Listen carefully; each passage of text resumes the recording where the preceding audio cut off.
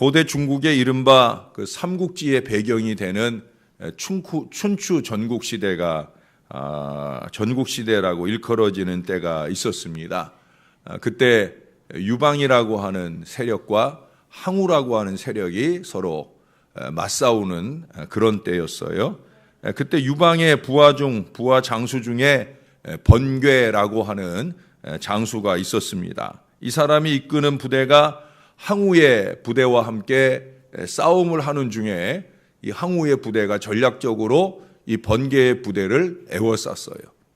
그야말로 포위를 당해가지고 이제 곧 이 항우의 부대에 의해서 번개의 부대가 다 괴멸될 그런 위기에 처하게 되었어요. 번개가 이제 자기의 유방 대장군에게 지도자에게 원군을 좀 보내달라고 지금 정치의 현세와 형세와 또 원군을 부탁하는 이 전령을 이제 보내야 됐습니다. 그때 이 구원 요청의 명령을 책임 맡은 이 전령, 그가 고민이 되었어요. 왜? 에워싸 있으니까 가다가 분명히 항우의 부대에 붙잡힐 텐데 고민이 되는 거예요. 고민이 돼서 그가 두 가지 처리를 합니다. 첫째는 미친 척하는 것. 내가 붙잡히면 미친 사람인 것처럼 해야 되겠다. 다윗이 위기를 만났을 때 막 문을 그적거리면서 미친 척한 것처럼 그렇게 미친 사람처럼 돼야 되겠다. 근데 그것만 가지고 안 되겠다 싶어서 혹여라도 그가 기밀을 얘기하게 되거나 또 사실을 말하게 될까 이게 걱정이 되어서 시뻘겋게 달궈진 숯불을 자기의 입에 물어요. 그래가 자기 혀를 다 태우는 거예요. 입이 막 딱 달라붙는 거예요. 태워져서 달라붙어서 누가 봐도 이놈은 말 못하는 벙어리구나 라고 볼 수 있게 그렇게 만들어 버려요. 그리고 정말 부대를 떠난 지 얼마 안 돼서 항우의 부대원들에게 붙잡히게 됩니다. 신문을 하려고 보니까 미친놈이에요. 누가 봐도 미친놈이에요. 더군다나 입이 다 불타 타올라가지고 입이 딱 달라붙어서 말을 못하는 벙어리예요. 그러니 그를 어찌하겠어요. 그를 어찌하지 못하고 이거는 뭐 아무것도 아닌 놈이다. 그러고 그냥 풀어줘 버렸어요. 풀어지자마자 그는 자기 사명을 위해서 열심히 달려가가지고 유방에게 지금 번개가 만난 그런 어려운 형세도 얘기해주고 지금 삥 둘러싸 있으니까 바깥쪽에서 공격을 해오면 유리하게 괴멸을 시킬 수 있다. 양쪽에서 협공이 되도록 그래서 어느 방향으로 어떻게 쳐들어오면 우리가 그쪽 방향으로 치고 나가서 전체적으로 다 공격을 하자 하는 그런 전략들을 갖다 알려주고 그리고 그 전략대로 결국 원군이 쳐들어와서 오히려 항우의 부대를 양쪽으로 공격하는 그런 형세가 되면서 그 전세를 완전히 뒤집고 그것이 승승장구의 계기가 되어서 결국은 그 춘추 전국시대의 통일을 이루게 되었다 하는 그런 얘기가 이어지게 되어집니다. 여러분, 자기의 소중한 혀를 태우면서까지 책임을 완수하는 이런 사람, 지도적 위치에 있으면 참 부럽고 참 그리운 사람이 아닐 수 없는 거죠. 오늘 본문에는 이런 사람들이 많아 보입니다. 이제 드디어 느헤미야가 고대하고 준비한 성벽 재건이 시작이 됩니다. 몇 가지 중요한 교훈들을 꼽아보고자 합니다. 첫째, 1절의 말씀이에요. 1절에 보면 그때의 대제사장 엘리야십이 그의 형제 제사장들과 함께 일어나 양문을 건축하여. 여러분 느헤미야 10장 기억하셔요? 우리 지난 주간인가 보았던 느헤미야 10장에서도 본 것처럼 이번에도 제사장 그룹이 앞장을 서요. 제사장 그룹이 앞장을 서요. 언제나 예배하는 사람들이 앞장서는 거예요. 교회 안에도 보면은요, 목사가 교인들 보면 누가 교회의 모든 일을 앞장서나 예배 열심히 하는 사람들이 앞장서요. 그럴 수밖에 없는 거예요. 예배 열심히 하면 은혜 받고 은혜 받으면 신령해지고 신령해지면 순종하고 우리가 어제도 그 베드로전서 2장 말씀을 봤는데 거기 이런 말씀을 해요. 그러므로 모든 악독과 모든 기만과 외식과 시기와 모든 비방하는 말을 버리고 갓난 아기들 같이 순전하고 신령한 젖을 사모하라. 1절은 2절과 상극이에요. 신령한 젖은 어떻게 사모해요? 예배를 통해 사모하는 거죠. 예배를 사모하는 사람은 신령한 젖을 사모하는 사람들이에요. 그런 사람들은 1절 같은 삶을 버려요. 1절이 뭐예요? 악독, 기만, 외식, 시기, 비방 같은 어리석은 삶을 버려요. 교회 안에 보면 예배하지 않는 사람, 예배가 게으른 사람들은 1절을 붙들고 살아요. 그러니 교회 모든 일에 방해가 되지 도움이 되질 않아요. 그 뒤에 보면은 너희도 산돌같이 신령한 집으로 세워지고 예수 그리스도로 말미암아 하나님이 기쁘게 받으실 신령한 제사를 드릴 거룩한 제사장이 될지니라. 거룩한 제사의 역사를 이루어가는 사람, 신령한 젖을 사모하는 사람, 이런 사람들이 산돌이신 예수님을 닮아가는 사람이에요. 그래 그 뒤에 말씀도 쭉 보면은 예수님은 건축자들의 모퉁이 돌이 머릿돌이 됐다. 산돌이신 예수님은 모퉁이의 머릿돌이 되었다 뿐만 아니라 부딪히는 돌과 걸려 넘어지게 하는 바위가 되었다. 여러분, 예수님은, 말씀이신 예수님은 걸려 넘어지는 바위도 되셔요. 어떤 사람들이 걸려 넘어지겠어요? 그 다음에 이어지는 말씀에 보면 그들이 말씀을 순종하지 아니함으로 넘어지나니 이는 그들을 이렇게 정하신 것이라. 넘어지는 인생들은 순종하지 않는 인생들이요, 순종하지 않는 인생들은 예배 없는 인생이라는 거예요. 예배하는 사람, 신령한 젖을 사모하는 사람은 넘어지는 사람이 아니에요. 신령한 집으로 세워져서 더 신령한 제사를 하나님께 올려드리고 그 다음에 말씀하는 것처럼 택하신 족속, 왕 같은 제사장, 거룩한 나라, 그의 소유된 백성으로서의 건강한 믿음의 삶이 가능하다는 거예요. 오늘 바로 그것을 우리에게 보여줘요. 여러분, 특별히 이 제사장 그룹이 앞장선 것도 중요한 일이지만 그보다 먼저 오늘 시작을 어떻게 해요? 함께 일어나 양문을 건축하고, 이게 참 중요한 얘기예요. 양문이라고 하는 것은 제사의 문이에요.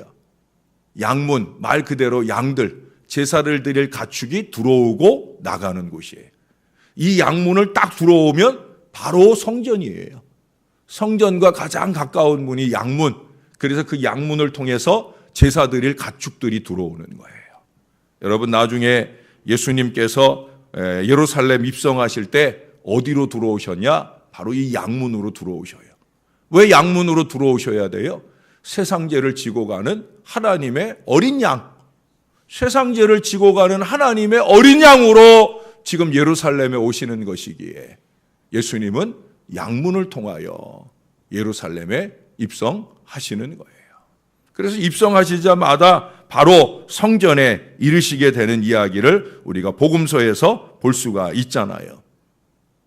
어떻든 거룩한 예배자, 제사장들이 지금 이스라엘에게 제일 우선되어야 할 일은 예배의 회복인 것을 간파를 하고 그 일을 우선해서 이어가기 위해서 먼저 양문을 회복하는 거예요.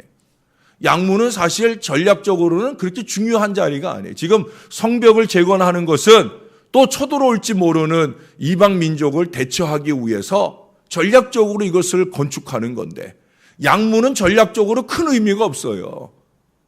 그런데도 불구하고 가장 쓸모없어 보이는 양문이지만 예배에 있어서는 가장 우선되어지는 그 양문을 먼저 정비하는 거예요. 이것은 단순히 문 하나, 문짝 하나 고쳐 세우는 문제가 아닙니다. 그것은 바로 예배 의식의 회복까지를 고지해주는, 이스라엘 백성들에게 야, 우리가 제일 중요한 게 뭔지 아느냐? 예배가 중요하다. 이것을 말해주기 위해서 그런 거예요. 여러분, 모세가 출애굽의 목표로 예배의 회복을 먼저 두고 있는 것을 기억하고 계시나 몰라요. 출애굽기 5장에 모세가 바로에게 찾아가서 왜 출애굽해줘야 되느냐? 우리가 출애굽해서 애굽을 잠깐 떠나서 뭐 하려고 그러느냐? 우리 예배하러 가는 거다. 우리가 믿는 하나님께 예배하러 가려고 하니 우리를 좀 놓아달라. 예배가 목표였다는 거예요. 왜 출애굽하고자 했는지 이것을 우리가 잊지 말아야 됩니다. 왜 우리가 사는 세상에서 잠시 우리를 구별해내어 이 거룩한 자리에 와야 하느냐? 예배하기 위해서 오는 거예요. 교회 오는 일을 딴짓하러 오려고 생각하지 마셔야 돼. 누구 만나서 좋으려고 교회 오면 신월제일교회 점심 참 맛있다더라. 점심 먹으려고 예배하는 내내 시계 쳐다보면서 점심때 되기 기다리는 그런 어리석은 마음이 아니라 예배에 몰두하고 예배에 집중해야 된다는 거예요. 어제도 그런 얘기 했잖아요. 위의 것을 생각하는, 그 위의 것을 생각하는 게 뭐냐? 몰두하는 거예요. 여러분, 세상에서 한 주간 오늘 하루를 살아도 내일 거룩한 주일 안식일, 내일 하나님 앞에 예배할 이 간절함으로 살아야 된다는 거예요. 다윗도 우리 며칠 전에 제가 이 시편 27편 4절 얘기했잖아요. 다윗의 평생 소원이 뭐라고 그랬어요? 하나님의 전에 있는 거.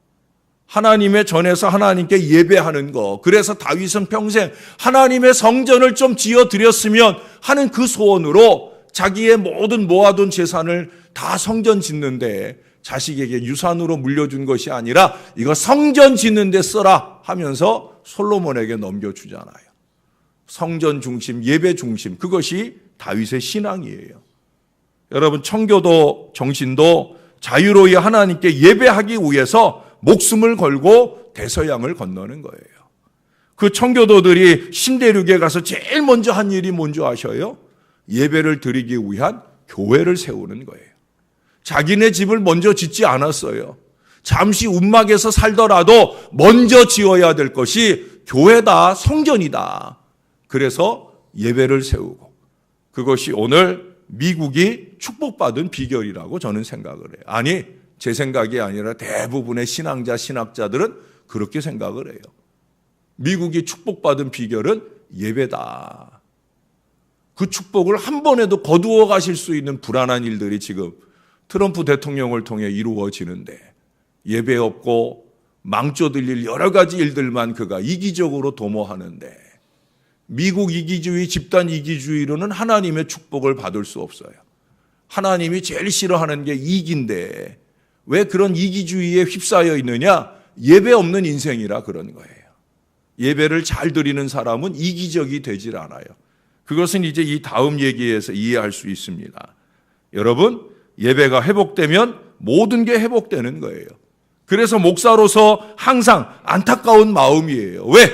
예배가 줄어지고, 한국교회가 예배가 줄어지고, 신월제일교회 교인들이 예배가 줄어지는 거, 그것이 목사는 제일 안타까워요. 예배를 해야 희망이 있는데, 축복의 비결도 예배에 있는데, 제가 전에 청년부 사역을 할 때, 제가 부목사로 청년부 사역을 할 때도 제가 청년들에게 늘 강조하는 게 그거예요. 청년들은, 지금들은 청년들이 교회 학교나 찬양대 이런 봉사들을 잘 안 하거든요. 근데 옛날에는 고등학교 졸업하면 당연이었어요, 당연. 고등학교 졸업하면 보조교사로부터 해서 교사도 하고 찬양대도 하고, 그래서 북실북실 교사들이 아이들보다 더 많은 때도 있었어요. 그럴 정도로 당연히 헌신을 하는. 그러니까 청년부 사역하는 저는 아이들에게 늘 강조를 해요. 얘야, 너희들의 예배가 바로 서야 아이들에게 예배를 가르칠 수 있다. 또 청년들이니까 청년부 예배는 중요한 게 아니다. 청년부 예배도 중요하지만 너희들이 이제는 청장년으로서 장년 예배를 세우는, 너희의 예배를 세워야 청년부에서의 주일학교 활동도 너희들에게 좋은 것이 된다. 유익이 된다. 제가 늘 그것을 강조했어요. 그게 진리거든요. 내 예배가 없이 누구에게 예배를 말하겠어요? 내 예배가 없이 그저 보충 수업을 하는 청년부 예배에서 뭔 은혜를 받겠어요? 예배가 회복돼야 되는 거예요. 예배가 우선돼야 되는 거예요. 예배의 감격을 위해서 예배를 자주 드려야 되는 거예요. 준비된 예배를 드려야 되는 거예요. 예배 중에 하나님께만 집중해야 되는 거예요. 그래서 제가 청년들에게 늘 강조했던 말이 뭐냐? 처음부터 끝까지 예배해라. 예배 중간에 와서 얼굴 도장이나 찍고 가는 예배는 예배 아니라고, 예배 아니다 라고 저는 단언해서 말합니다. 그거 예배 아니에요. 그게 뭔 예배예요? 예배의 중요한 정신은 온전함이에요. 구약의 여러분 레위기, 제가 7월 달에 레위기 5가지 제사를 7월 5주 동안 설교를 하려고 준비해 놨는데, 여러분 그 예배의 가장 중요한, 그 제사의 가장 중요한 정신은 온전함이에요. 제물로 드려지는 제물을 머리끝부터 발끝까지 남기는 바가 없어요.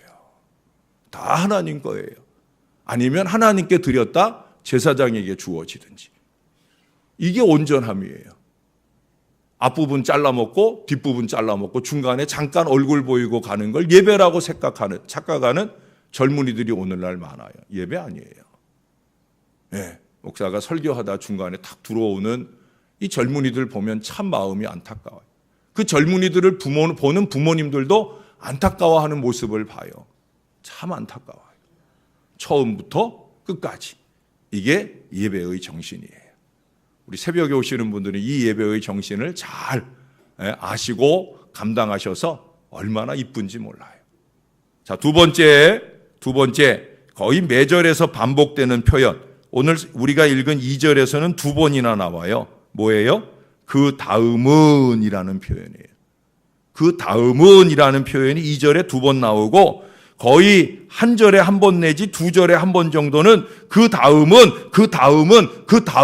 계속해서 나와요. 이거는 수순을 말하는 게 아니에요. 그 다음 부분, 성벽 전체에 있어서 예를 들어서 양문을 기준으로 할 때 그 다음 부분 이런 것을 의미하는 그런 표현이에요. 이것은 뭘 얘기하는 거예요? 이것은 무엇을 의미하는 표현입니까? 그것은 바로 협력과 분업입니다. 그 다음 부분을 맡은 사람이 있고 그 다음 부분을 맡은 사람은 그 일에 최선을 다한다는 거예요. 주어진 역할에 각자 최선을 다할 때 그게 모여서 큰 일, 성벽을 완벽하게 재건하는 이 큰 일을 다 이루게 되어지더라. 할렐루야. 여러분 출애굽기 17장에 보면 이스라엘의 출애굽 여정 중에 아말렉과 싸우는 얘기가 나와요. 이 얘기만 해도 그 싸움의 승리가 어떻게 이루어진지를 여러분 다 아시잖아요. 여호수아가 대장군으로서 이스라엘 백성들을 이끌고 앞장서서 목숨 걸고 싸웠어요. 그러나 여호수아의 싸움만으로 이기는 게 아니잖아요. 모세가 영적 지도자로서 높은 산에 올라가 그 전세의 형국을 보면서 두 손 들고 하나님 앞에 간절하게 기도했어요. 기도하는 모세만 있었느냐? 아론과 훌이 그 옆에서 그 손이 떨어지지 않도록 꼭 붙들고 그 기도에 동역하고 동참함으로 아말렉을 크게 이기고 승리하는 귀한 역사가 일어나잖아요. 해가 멈춰서 떨어지지 않고 이 승리를 완결할 때까지 시간을 멈추는 역사까지 일어나잖아요. 할렐루야. 하나님은 협력을 좋아하세요. 하나님은 독불장군을 좋아하지 않으세요. 아무리 뛰어난 지도자 혼자서 아무리 북치고 장구쳐도 하나님은 그걸 좋아하지 않으셔요. 함께 해라. 여러분 모세에게 이것은 아주 큰 감동이었어요. 큰 체험이었어요. 그래서 그 체험을 기초로 해서 그 다음 18장에 보면은 장인 이드로가 와가지고 야, 왜 너 혼자 다 하려고 그러느냐. 1000부장도 세우고 100부장도 세우고 50부장도 세우고 10부장도 세우고 이걸 제안을 해요. 그거를 모세가 그대로 수용하게 된 이유가 뭐냐? 앞서서 경험을 해봤거든. 모세가 싸우고 나는 기도하고 내 기도를 아론과 훌이 도우니까 잘 되더라. 1000부장을 세우고 100부장을 세우고 50부장을 세우고 10부장을 세우고 이 역할을 분담하고 그 역할을 잘 감당하면서 이스라엘이 출애굽 여정을 잘 할 수 있지 않겠나. 당연히 계산이 되고 실행에 옮겨지는 거예요. 여러분 십계명의 10번째 계명이 뭐예요? 내 이웃의 집을 탐내지 말지니라. 우리는 이것을 그저 단순히 이웃의 것, 그것이 아내이든지 이웃의 어떤 소유이든지 그것을 빼앗는 것으로만 단순히 생각을 해요.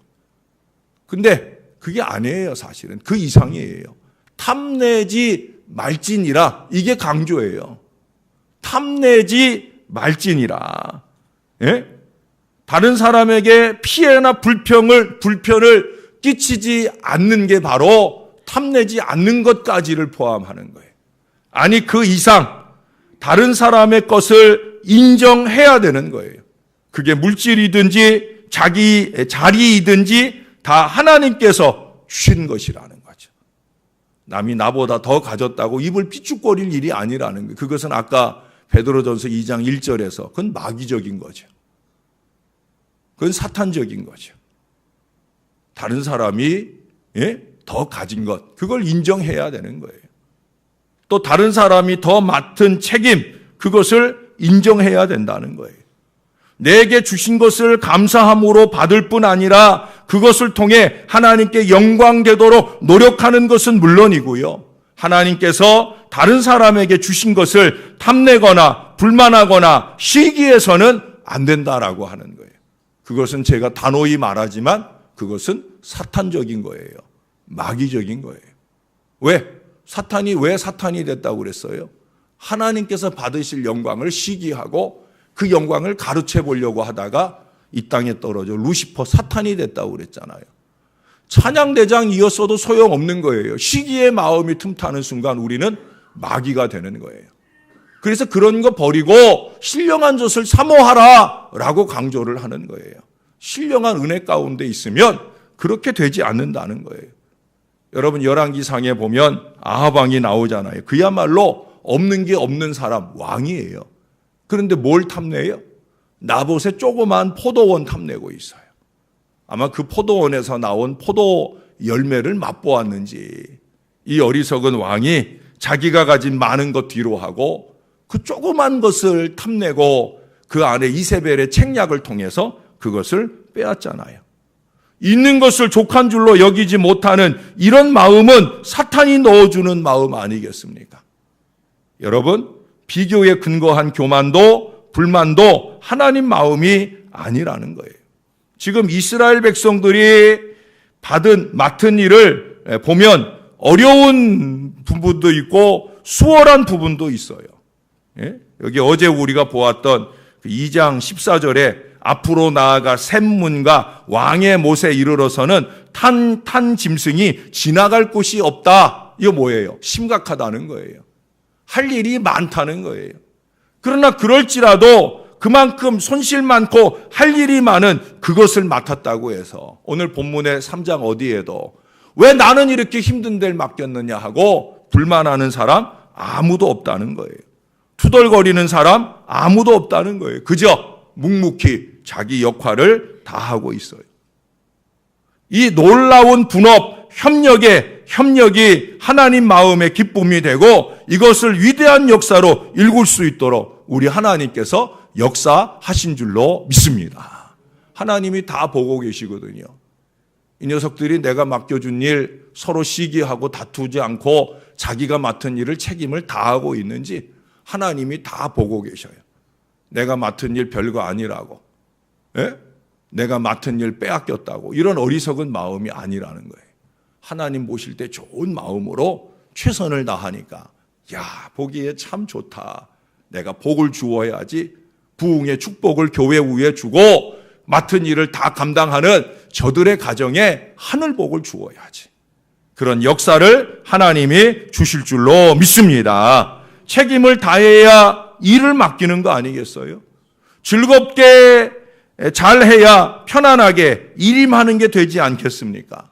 사랑하는 여러분, 우리도 그런 마음으로 우리에게 주어진 역할을 잘 감당하되 기쁘게 행복하게 감당함으로 해서 교회에는 부흥의 축복이 우리 각 개인과 가정에는 놀라운 하나님의 은혜와 축복이 더욱더 넘쳐나는 우리 교회 신월제일교회가 될 수 있기를 우리 구주 예수님의 이름으로 간절히 축원합니다. 기도하겠습니다. 하나님, 오늘 이스라엘이 성벽 재건하는 위대한 역사의 기록을 보면서 오늘 두 가지 교훈을 깨닫고 갑니다. 예배가 으뜸 우선이다. 예배를 통해 우리가 세워져야 된다. 예배를 통해 우리의 믿음이 세워지고 신령한 집이 세워질 때, 그럴 때 우리가 왕같은 제사장으로 거룩한 나라로 그렇게 주의 사명을 감당할 수 있다. 오늘 이 교훈을 새기고 돌아가는 우리 새벽교인들 되게 하여 주옵소서. 이분들은 이미 이것을 잘 알고 행하는 분들입니다. 이분들 외에 다른 교인들이, 나머지 80, 90% 다른 교인들이 이것을 깨닫고 행할 수 있도록 주님 도와주옵소서. 우리에게 버려야 할 사탄적, 마귀적, 악한 것들 다 벗어던지고 신령한 자 사모하는 은혜로운 주의 백성들 다 될 수 있도록 주님께서 함께하여 주시옵소서. 뿐만 아니라 우리가 각자 맡은 역할이 있습니다. 목사는 목사대로, 평신도들은 또 평신도들대로 각자 자기들에게 주어진 역할이 있습니다. 젊은이들은 젊은이들대로, 어르신들은 어르신들대로 각자에게 주어진 역할들이 있습니다. 그 역할에 정성된 마음으로 최선을 다하게 도와 주옵소서. 남의 집의 것을 탐내는 어리석은 인생 되지 말게 하시고 내게 주신 하늘의 은혜를 감사히 여기며 그 일로 통하여 영광 돌리기 위하여 최선을 다하는 믿음의 사람 다 되도록 은혜 베풀어 주시옵소서. 청년들이 수련회 가 있습니다. 오늘까지 일정 건강하고 안전하게 잘 마치고 오게 도와 주옵소서. 무엇보다 성령으로 충만하게 돌아오게 하셔서 저들의 예배가 회복이 되고 저들의 삶이 놀라운 하나님의 축복을 열어가는 우리 귀한 믿음의 젊은이, 이 교회의 다음 세대들이 될 수 있도록 축복해 주시옵소서. 감사합니다. 예수님 이름으로 기도합니다. 아멘.